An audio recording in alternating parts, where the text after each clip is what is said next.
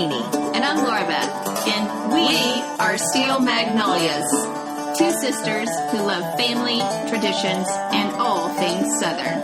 We've got plenty of room at our table, so pull up a chair.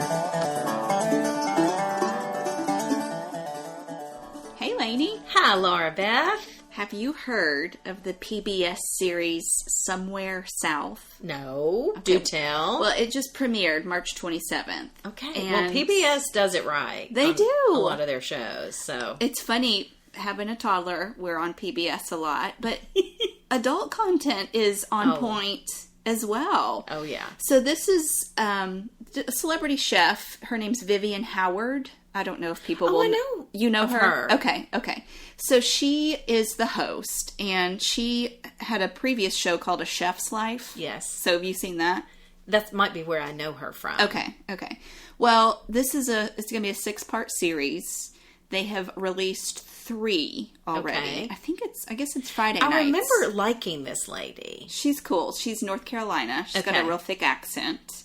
And very personable, I think. Yeah. Just relatable, down home. Yeah. Married with a kid, at least, I think. Definitely. I just remember now Yeah. it's coming back. Well, I loved how the show is described as how breaking bread and sharing a meal can create a comfortable place to have meaningful, memorable conversations. So it's this culinary tour she's taking all around the South. Ooh. And the first one I watched was an episode on hand pies. Okay. So the topic, they're about an hour long. Oh, I remember. What? Where I recently heard about her. Oh. Okay. That wonderful podcast, The Southern Fork. Yes, Stephanie. She interviewed this lady. Okay. I mean, it was just a few weeks ago. Okay. And, yes, very good interview, and it intrigued me about this. It's all coming back now. Well, the hand pies one, it hooked me. So the gist is that there are hand pies in many cultures, okay? So, like, the South doesn't own the hand pies market. Right. That's not what she's saying at all. She grew up in North Carolina where they had Apple Jacks. So imagine like a fried pie-ish. Uh-huh. Yeah. So, sweet apple. The Spanish have their empanadas. Yes. If you've ever had an empanada, that usually has like a chorizo or some sort of a pork or sausage in it. It's kind of more savory. And she travels over to West Virginia, talks to some coal miners, and they talk about this pepperoni roll that they have, which is sort of the same concept where there's... And it would have a protein. Yeah, they actually cut it as a stick, like a pepperoni stick, and then they have the dough around it. But it was so that the miner could hold something all in one hand. Yes. And then, because it's dark and That's how the Scotch egg was born. Did Oh, you know I forgot about so that they could that. have it in their pocket. So it was like a breaded sausage boiled egg. Yeah.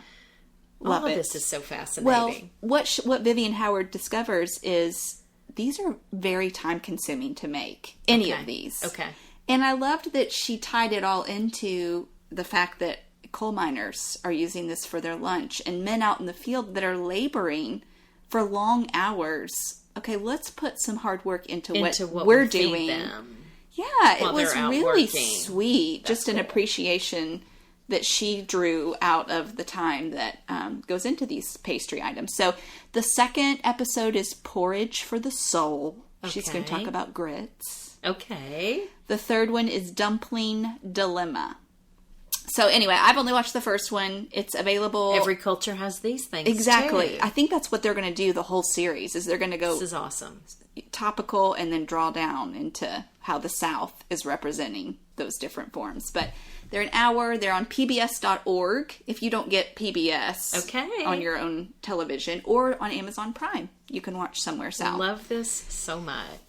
So we thought our episode today was going to be book reviews of many books we've been reading. Yes. But little change of plan when we got here with our notes. Yes. Laura Beth found a book called The Art of Gathering, How We Meet and Why It Matters by Priya Parker.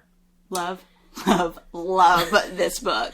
So she read it, and then she was like, Lainey, you really need to read this. It's one of the best books I've read in a long time. And I'm like, really? I was, in all honesty, thinking, I think I'm pretty good at gathering. I bet you were. I mean, That looks like a pretty big book, but I'll read it, I guess. So I've read 7 books so far this year. It's a goal of mine to read more this year. And I say that with a lot of pride because I'm a really slow reader. And so it did take me some time to read this, but I flew through it at a faster pace even for myself. Yes.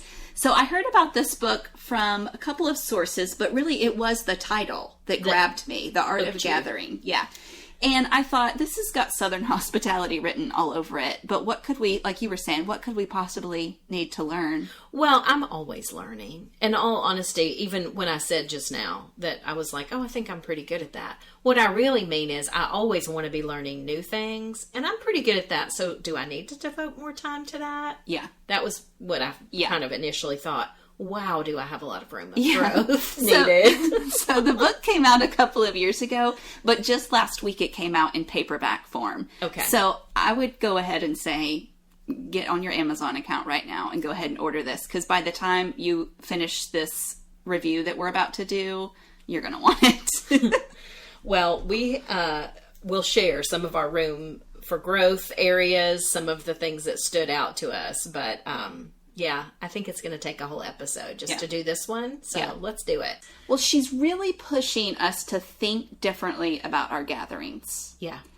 And being intentional about every part. Yes. So even if you are Southern and hospitality is innately in you, there is an element of autopilot that we can get on pretty easily. Good examples of that. Whether that be birthdays and how we're celebrating it, showers and how we throw them, Easter lunches and how we divvy up who's bringing what. We always do it. It's just autopilot. Mm-hmm.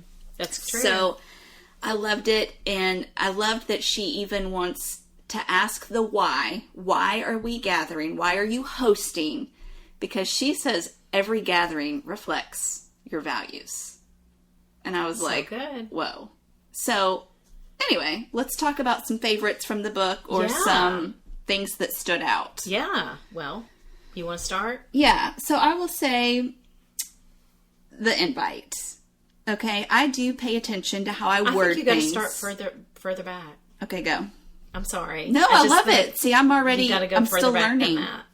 To that, why are we gathering? Yeah. That's truly the question. Yeah. What's the point? So before I start thinking about the invite, which we do have to get to. Yeah. And we do have, it's the why. Yeah. And as I was reading this, I was even remembering something recent where a person who I love on the staff of our church wanted to gather the singles. Cool. Yeah. And it really even blessed me he's married with 5 children, that he even cared about acknowledged the singles. Yes. So that was precious. Yes. But he reached out to 2 singles to discuss having this gathering. Mm-hmm. And I asked, why are we gathering? I think I literally said, what is the point? Yeah. Exactly. And really that was just to help me think through the who, the how, all those other questions. Yes. But we had to start with the why. And his response, and again, this is somebody I love and I think is a treasure of a person. He said, isn't just gathering enough? And I felt guilt that I had asked the question because I thought, I'm so glad he wanted to do that. And I guess I just wanted more details as to the goal. Yeah. But maybe I'm bad for even asking that. So I just said, yes, it's enough. And we did have a nice time. And that was probably the end of it, right? A nice time. But even in the reflections on it, there was some things that I think could have been better. Yeah.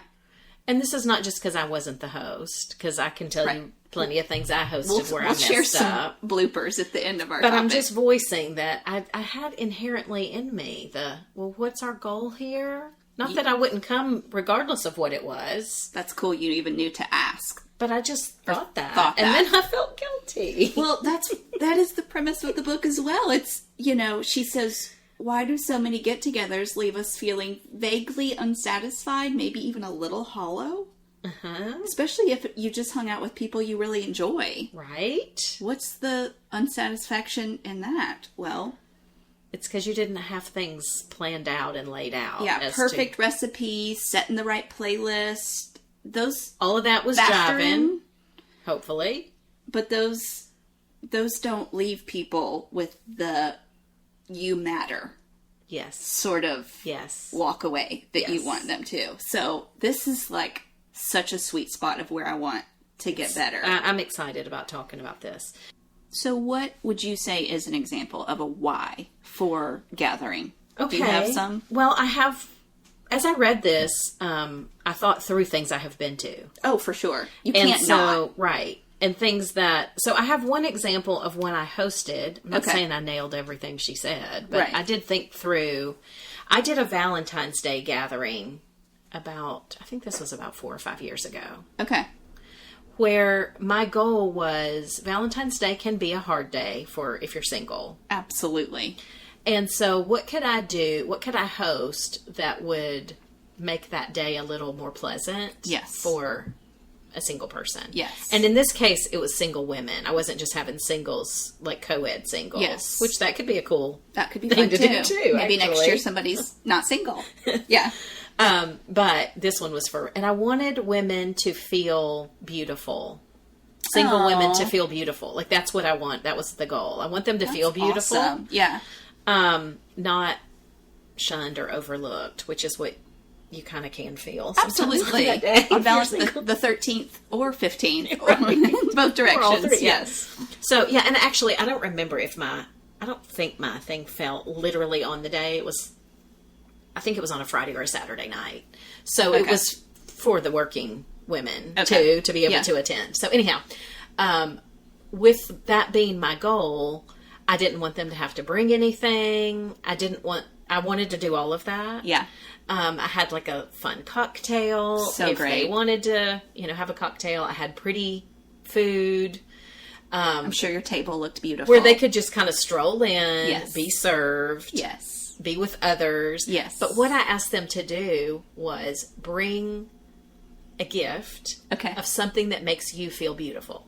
Oh my gosh, I love this. So it was like, most people came with like, this is my favorite lip gloss, or this is my favorite bubble bath, or whatever. Yeah. And we did like a little gift exchange. This is brilliant. So you left with something that was, a fluffy thing that might make you feel beautiful. I love that you brought this in February, because everybody thinks of gift exchanges at Christmas time. True. The white elephant. And I just said like under $20. Like I didn't want somebody to think like, oh, I've got to bring that night cream that I splurge on. Yeah. Just something small. Wow. I got a lip gloss that I loved. Really? Yes. So, and she actually brought it in 2 colors. And so those are long gone because this was 4 or 5 years ago. But, often when I would put it on, I was thinking of the person that gave it to me. It was just super sweet. So this is awesome. That was a goal that I had that I felt making single women feel beautiful and seen. Yeah. Love it. So that's when you hosted. And even the product exchange, like people talked about it. Like, oh my gosh, I love this bubble bath so much because blah, blah, blah. Yeah. And so we even had... That was something to do at your event. Something to talk about, kind of a thing too. Most of these women had at least met at one time or another through me, but not everybody really knew each other. Okay, so how fun! A good goal, I thought. Yeah. Have you been to one where you thought this person had a point? Like they've either absolutely, whether they realized it or not, they thought through this. So as I was reading this book, I thought about an event I went to that. This woman nailed things. Really? I don't know if she actually had read this book. Okay. But I felt like she really nailed so many things well. Okay, like? So this was a ministry. Okay. That was having a women's gathering that was called the Oasis. Okay. And as I'm reading the book, I just was like, oh my gosh, Kathleen did that. Kathleen did that. She did that. Like, I, again, don't know that she's read this, but she just was really thought through. Yeah. So, for instance, she had a beautiful website that told about the event. And the Oasis being the name is already You're already so telling. Intrigued to and you just know it's going to be a replenishment and a dry season or in a dry circumstance. Now, this event happened in March, so this is just, 6 weeks ago? Right. Probably the last gathering you went to. The last gathering I went to, literally. Wow. Because already there was, there was no limitation of the gathering, but there was already whispers of this pandemic and this. Yeah. Okay. So, do you want me just to tell several of the things that she did Please right? do, yeah. So, it was on a Friday night and a Saturday. Before the event even happened, for a couple of weeks, she emailed you. Oh, so she's already kind of setting the table, if you will. Yeah. One of the things that she said in one of the emails was, I want you to be comfortable. Feel free to bring your house shoes. I'll have mine. Wow. Kind of a thing of this is not a conference where you're going to be uncomfortable. Please feel free to, wow, bring your house shoes. And wow. So that was cool because I didn't bring mine on Friday night. Right. What's this going to be like? Right. But she had hers. She put them on in front of us. Okay, I'm putting my house shoes on. So I took mine on Saturday, and it was so fun. Great. To just settle in, be cozy. Well, in this book, Priya Parker talks about your event starts as soon as your guests hear about your event. Yes. So that was fascinating to me to think through. What you're saying is, whether it be the first email she sent, the first time you laid eyes on the website that had the details, the event has started. It has. Oh, but I've never thought of that. I've never thought about that. Yeah. So the even invitation matters, or how you heard about it from your friend. Yeah. It's already starting. Yeah. What's the energy around this? Yes. And I love that. It almost makes you put a considerable amount of emphasis on how you're going to even share. Don't start talking about the fact that you're hosting a dinner party soon with other people. You want the buzz to be right away. Until you're ready to start giving details of the dinner party. It's almost like you want to sell it so that people are excited and they're going to RSVP. Yeah. Quickly. Yeah.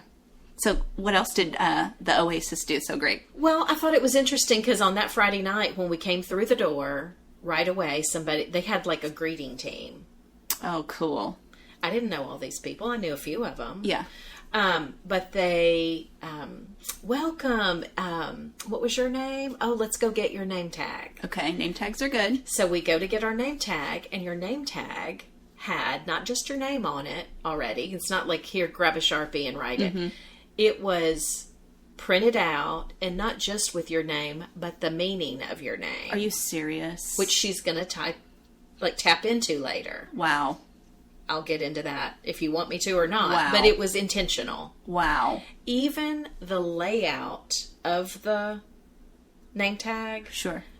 She had thought through all these details. So on the back of the name tag, it was real pretty, but it was burlap with lace on top of it. Oh, wow. And she later started talking about how the hard, rough things that we've been through can still be made beautiful. Oh, my goodness. Oh, my gosh.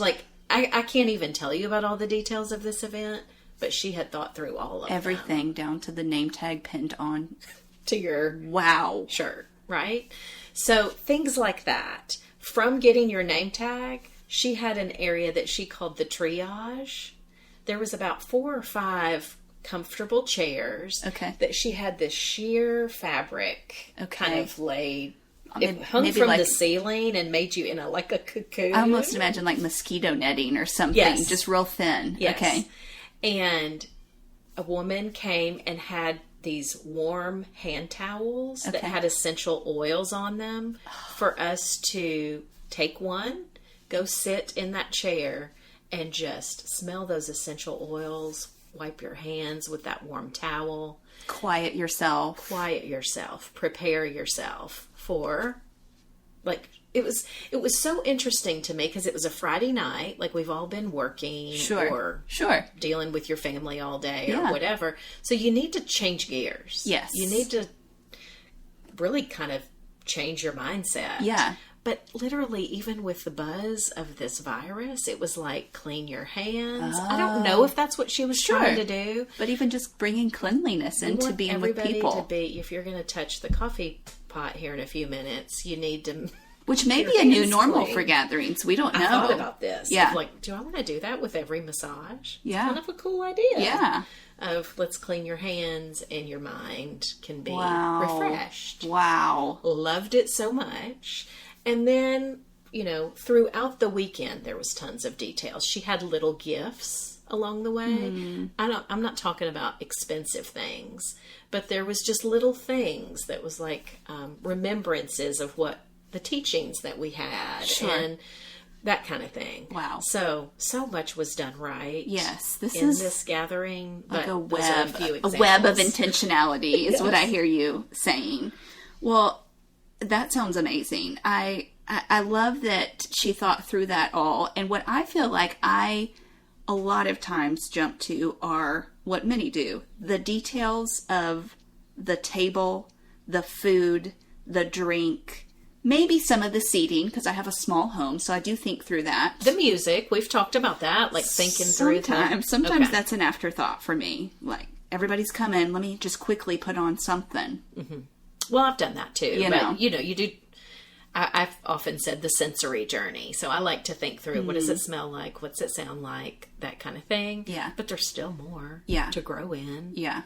So I would say one of the places I definitely saw need for improvement that she mentions is how to best connect my guests. Because a lot of times I'm inviting people that at least know of each other. Okay. And some of them know each other well, and I fall victim to thinking that that's enough and that they are going to their conversation is going to naturally bloom just by the sheer fact of them seeing one another, and the event has begun, right? There's just wonderful small talk happening, little catch-up moments, and, maybe I'll throw a topic out for our dinner conversation, but I've laid the food out, I've done the hard work in gathering people.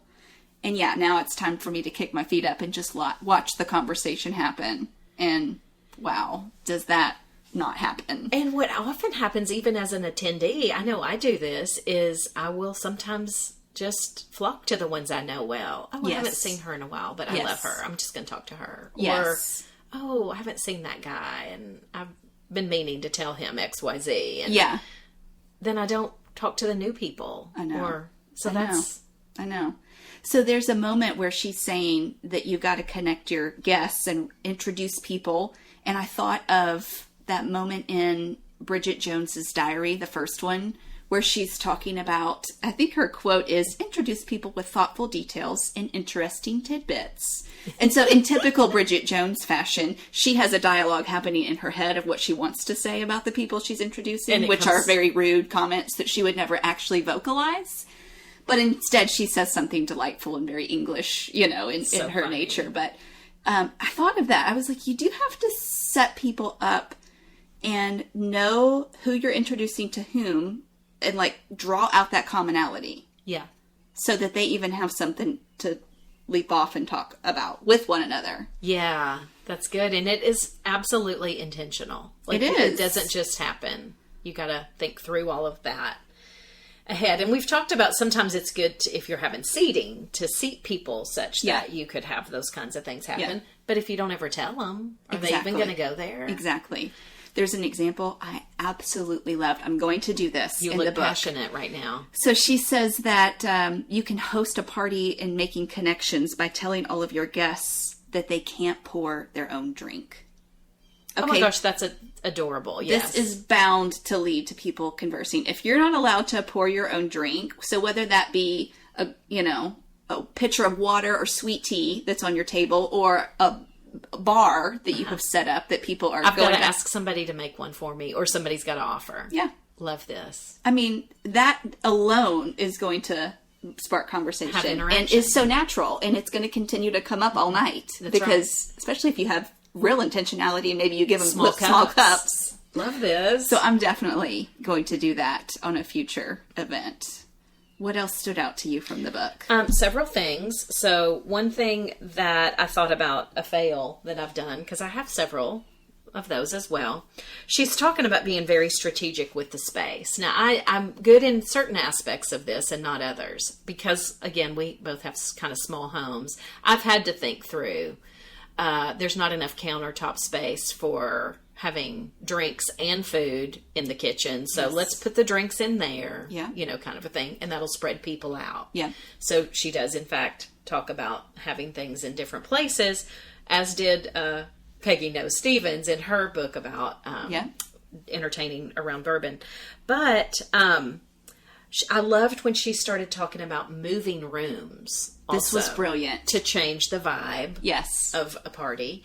And I recently had just a dinner where I was trying to connect some people. There was only myself and 3 other attendees. Okay. But the whole time we were sitting at the kitchen table. And I, there again, inherently thought, we should move rooms. We've done eating. We should go sit in the living room just to change it up. And this was before you'd even read the book. I hadn't read the book yet. Yeah. And so I said, this is where I failed. I didn't have she talks the about gumption or the authority. Walking in the authority of being the host. I said, do you guys want to move rooms? And they said, no, we're fine. Mm-hmm. And I had this disappointment. Right. Because I felt like we should. Yeah. I shouldn't have done that. Yeah. You don't ask them. No, you're the host. Gosh, this is a hard one. I'm the host. Okay. I'm taking up the plates and we're going to go drink our coffee in the living room. Yeah. Or whatever. Yeah. Because they wouldn't say, no, we're not going to do that. Right. I don't think these people would have said that. Right. They're not going to be defiant to their host. I don't think. But yet they were like, you know, when asked, they're cozy. Yeah. They're settled into their seat. And you were trying to change the atmosphere, probably to change conversation. I wanted to change conversation. I actually was concerned about the person that was sitting on one side of the table thinking he probably wasn't comfortable. Okay. But now, if people say, no, we're good, are you going to say, oh, I'm not good? I'm the only one that is uncomfortable in my chair. I need a better back supporting chair. Because there's no back support. Yes. And so that's kind of what I was concerned about, but I didn't take the authority in a good way. Wow. So steering things intentionally, not asking your guest what they want to do, or that's not how it rolls. Yeah. For success. Yeah. So I'll do that different in the future. Okay. Where I'm going to just say, okay, here's what we're doing next. Yeah. I would say, again, another place I could use some more work in is this very thing, authority. So I wouldn't mind necessarily opening my event, maybe even proposing a toast before dinner or a prayer or a blessing over a meal. I wouldn't mind doing that at all. Mm-hmm. Or even calling upon somebody, you know, to do that. But the authority that I don't exercise is keeping the event moving. Right. Like you're saying, you wanted to change rooms, or proposing something we're going to do. So whatever that might be. Maybe it's games we're about to play. Maybe it's table topics that we're about to discuss. Maybe... And there's going to be somebody that's like, oh gosh, I don't like games. Or oh gosh, whatever. Yes. But that doesn't mean they're not going to be dying laughing in 15 minutes. No. Because they got stretched. True. Or should that have been something I even mentioned? On the invite. Mm-hmm. This is what we're doing, and then they can decide if they want to come or not. Exactly. Good point. Yeah. But I would say even authority in closing my event. Mm-hmm. So being an introvert, I enjoy being with people, but then I, as an introvert, sort of have my moment where my cup is filled, you know, my internal love tank is filled, and I'm ready to go. I'm also early to bed. And so if it's an evening event, I don't mind myself bowing out at 9 o'clock, 9:30, you know. Check in with your extrovert sister. Right. So there are extroverts at any gathering, no matter if you're in a home or a restaurant or where you are, that could go on all night. And I loved her example in it's actually unfair as the host to not formally close your event, because the introverts, or those even just with maybe another obligation to get to, they think they're being rude by dismissing themselves early or having to slip out. And the extroverts are missing any cues as well that the event is concluding. And then they may feel silly going, oh, was I the last one at the party? Yeah. Right? Even the moving of rooms can be your close, she said. You know, like, we're going to do this cup of coffee and then I'll... Yeah. We're going to move into the living room or to the, you know, foyer and have, one last whatever. We're going to have one last cocktail. We're going to have one last cup of coffee. She even said, I've got a parting gift for you. That's a fun way to do it too, because it's like, oh, we're all going to leave with this thing. Exactly. But we're leaving. Yes. It's a nice way of saying you're leaving soon. And even the example was candy bars, like really fun candy bars. And, it's not about how much it costs. Right. How silly to think of adults clamoring for candy bars. Well, if you don't get them very often, or if that's a surprise to you, then you might be one to meet at the door. And you're setting your guideline, whereas there might be 4 people that are like, hey, let's go see the new hotel and have a drink. Exactly. As they're leaving. Yes. Because they're not done. Exactly. And that's okay. The famous, you don't have to, what is it? You don't have to go home, but you can't stay here. Yeah. Right? It's fine. Go do something else, but our event is closed. We're wrapping it up. Yeah. Well, I even think about, for some reason, just in this moment as you were saying that, I like how our pastor often will end the church service by saying, we're going to do a few more songs of worship, but you feel free, if you have lunch plans, to go ahead and scoot out. Yeah. You're not less spiritual. Exactly. If you leave than if you stay.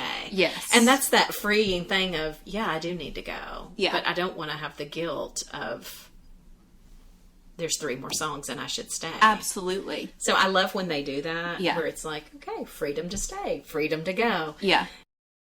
Now that's in a church setting. I'm not saying you would do that in your home if you really do need all of the people to go. Right. I was just using that example because it came in my mind. Yeah. No, that's so good. I loved some other examples of just things during the event that she provides in the book. One of them was a way that to engage different guests, and she's talking about these 15 guests, and she had them seated around a single table and just giving them like some sort of open-ended theme, such as concept of home. Okay, that was one of the examples.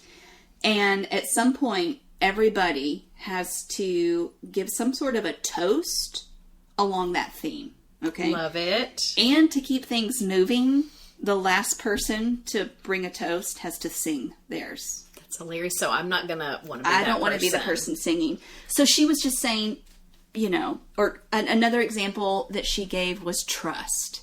So you have to be really creative to come up with a toast. Yes. That is along the lines of, let's say, the concept of home. But I really felt like that was a good way to get raw real fast in your gatherings. And I love going deep with people. I do too. So I don't have time for shallow. So I loved that too. And I would say you would probably, as a host, become known if you pull stunts like that very often. Yes. So the first one that I did like that, I would feel better for my guests' perspective to kind of give them maybe some sort of a warning in the invite. To be prepared.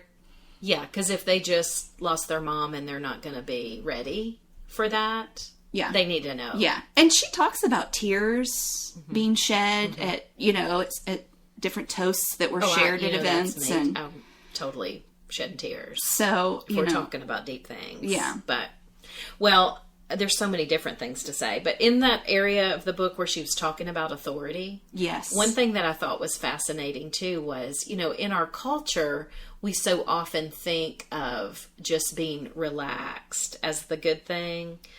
And so I loved one title of or one heading on a particular area that was the problem with chill. Yes. And I loved that because you think of being a chilled environment as a good thing. Yes. But there's problems with it when it's all so chill. Yes. So it was kind of nice to see like, okay, we have to have somebody steering the ship here. Absolutely. Or we might as well just go to Starbucks and sit. Yeah. In the same way that children need boundaries and some rules and guidance. Yeah. Adults do too. Right. Even if we kind of buck at the system for a minute, we still need some sort of rules and somebody leading.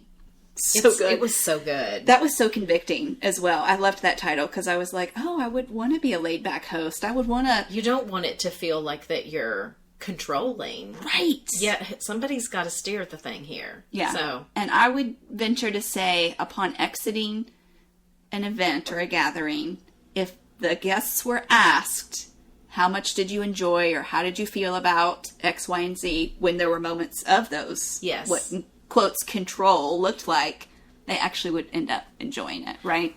And I think even to that one event, the Oasis that I just went to, there was a couple of things that we did that when she said we were going to do them, I was like, oh gosh. Uh-huh. And then it was awesome. Yeah. Yeah. Yeah. So an example of that was she had a lady there who does dance. Okay. And so she was going to lead us in a dance where we all did this thing together. Well, Yeah. I love to dance, Yeah. but I didn't know most of these people. Sure. I've got an issue going on with my foot. Like, Right. am I going to be able to do this? Yeah, I might was be a more little like, oh gosh. Yeah. It was so awesome. We did this thing. It was called, I don't know if I should go into the details, but it was so cool. It was called flocking, like how birds. Okay. So she's in the front Okay. leading us, and we're all, you know how they'll fly and the one in Yes, the front? yes. So it was like very bonding for the group. Like the Because V we were just formation. doing this dance, like simple dance moves. I'm not talking about Right. hard This stuff. isn't hip-hop But it got us dancing moving. class. It was after we had eaten and stuff, and it was just very bonding. But I'm not going to lie. The first thing I felt was, oh gosh. Wow. Yeah. But then I loved it so much. So Yeah. isn't that interesting? If she hadn't pushed me to do that, Right. I wouldn't have done it. But yet it was one of my favorite parts. That's so great. I'll share one more specific example from the book that I just loved. This was, and I think You look so passionate right now. I know. that I'll just say there were so many moments when I was reading this book that I thought, I'm not creative like that. Like I never would think of that. Well, I think if you spend the time of quietening yourself and actually asking, what is the purpose of my Right. event? I do think some Ideas will creativity come. will flourish. They will. I just think we're, like I said at the beginning, we're on so much autopilot that we don't give even room for the creativity. But this was so creative. So this was a Christmas party, okay? I think I have this written down. Yeah. So this is one of Priya Parker's friends, and the host had Christmas party guests send copies of 2 photos of happy moments from the past year. I want to do this. I literally have chills as I'm talking about this. As a surprise, when guests arrived, the host had decorated the Christmas tree with all of the photos, and after everyone arrived, they had a festive cocktail around the tree, sharing stories, starting the party on a personal and reflective note. I mean, if that's not the most beautiful thing, and all of the attendees felt seen, Yeah. celebrated, Yeah. they got to share a little bit about, and is that not going to put you in a great mood if you're talking about the 2 great moments of the year? I was going to say, and they're already set up in a good light because they're the ones that chose those photos. Right. You know, so they have good memories to share about them. And I just loved this so much because some might be bigger life events. Maybe Right. somebody had a baby, and mine was just that I paid off that one bill. Right. But it was big for me. Yes. Yeah. Yeah. And you never know, by you sharing that might have somebody else go, oh, I did that. I didn't think about that. That was a big moment for me too. Yeah, I did yeah. something similar, you know, Yeah. which now you've got connectedness within your group. Yeah. Loved Amazing. that so much. That's Amazing. not that difficult to do either. No. And I just was thinking, everybody's going to be in a good mood. It's going to be unifying to Right. hear the stories. And Well, that was brilliant too, because so many people are only used to seeing their photographs in digital format. So even people that don't print photos were going, oh, I love that photo even more now, Yeah. seeing it up on the tree or... And I don't remember if she said this, but how cute would that be if that was the farewell gift too? Oh. If you had that If you had it framed in a cute in an little ornament. I mean, come on. Now you've not just done it for the talk, but now they have a farewell gift. Spoiler alert on our next Christmas parties. And you can kick them out when you're ready. That's right. Take your ornament on your way out. I love it. Okay, anything else that stood out from the Yes. book? Okay. So one other thing that blew me away, and I thought about an event that we've gone to on an annual basis. She talked about this event where there was a small group that all had a common goal of wanting to get to know different neighborhoods in New York. I loved this. And so they set aside an occasional Saturday. Mm-hmm. Was it monthly? I can't remember. But it was an occasional Saturday where they literally would pick a neighborhood, and if you commit to coming, you're committing to a full day. Yeah. I think theirs was like 10 or 12 hours. It was 12 hours. And this is not neighborhood that we in the South think of neighborhood in terms of like a suburban residential neighborhood. This is like a New York suburb. So like an entire Soho, area. Or yeah. They're picking one and tackling it for a 12-hour period. Yes. Now, what was so brilliant about that to me was you are committing to not be on your phone. Yeah. Not be, totally distracted with phone calls and social media and all that. You're literally committing to each other in this new neighborhood. Yeah. And that in and of itself opens up a huge opportunity of the freedom of the time. Yes. So if we go in this bakery to get a croissant, we have the time to talk to the owner. Exactly. We have the time to talk to that person who's on crutches about what's going on with their body. Yes. Or, to actually sow some time into people. Amazing. Yes. And for their good and for your own. You're going to hear their story or whatever. Mm-hmm.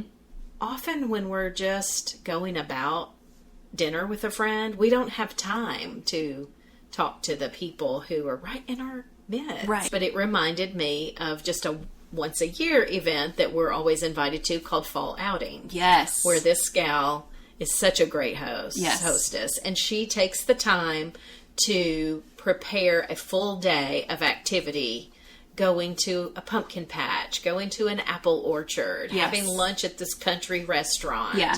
But when you commit to come, you're committing to, we're going to go hit all these different places all day long. Yeah. And commit to it and be present and know all of it's taken care of for you. Like it's already been planned. It's planned out. You just show up. So you can be present. You don't have to check your phone to get directions to the next place. Like she has mapped it all out for you. So it is quite an experience. Yeah, I loved that. And it made me want to do it. Mm-hmm. Like find a little group that would want to have occasional Saturdays to go explore. Yeah. And enjoy each other, enjoy new things. I just loved that. But that's a time commitment. I mean, it might not be easy to find people who are willing to give a 12-hour day. Yeah. But gosh, the fun that can be had. I love it. Well, awesome book. I mean, I can't recommend it enough because I think there are tidbits in it for newbie host that's willing to open their home or about to tackle their first gathering or event or dinner party to so quote unquote expert. Yeah. We can all grow. Absolutely. In how we gather. And so well done, Priya Parker. Yeah, it's a good one. Okay, well, if you if you're still listening, we have appreciated sharing the table with you today. And if you haven't already, go ahead and follow us on Instagram at Steel Magnolias Podcast. We host or put up all kinds of additional pieces of content, hospitality, related things, photos of things that we're cooking and things that we're up to. So y'all have a good week. Tell us about your events and your ideas too. That feeds my soul. Absolutely. Hearing about what you listeners are doing. Great idea, sis.